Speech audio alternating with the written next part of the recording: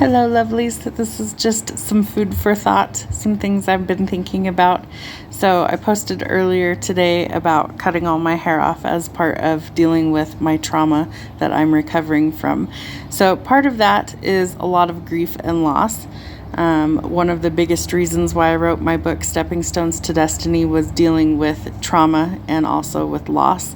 And so it's more detailed, obviously, in the book than I can do here in a few minutes on this video. But part of that trauma was in childhood, so core wounds. And I'm part of the Twin Flame Collective, so if I could talk today, I definitely resonate with the Divine Feminine. Sometimes I'm more in my masculine energy, but mostly I resonate with the Divine Feminine side of the Twin Flame journey.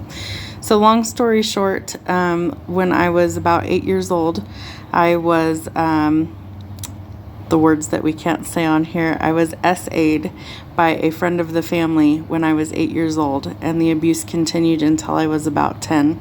And while I did tell my parents what was going on, nothing unfortunately was done about it. So I had to suffer in silence for many years, and I carried that trauma with me all the way through into adulthood until I was strong enough to deal with it.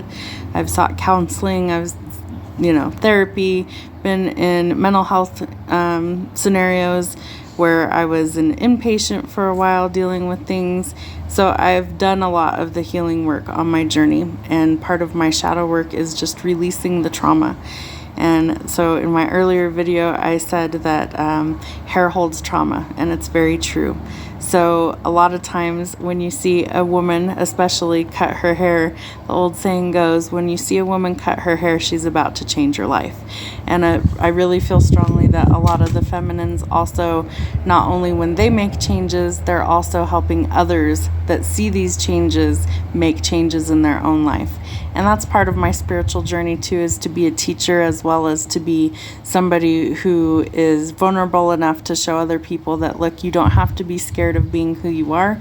Your past does not define your future, and you are okay with not being okay. And I have off days. I have days where I'm really deep stuck in heavy emotions and I can't function well. And I have days where I'm a mess and I just really need time away from people to kind of focus on me. So part of this healing journey is the letting go, the shedding of the old versions of ourselves. And I want to be able to be open with that, because one of my goals is to help people heal with my readings so that they can let go of the things that are keeping them stuck.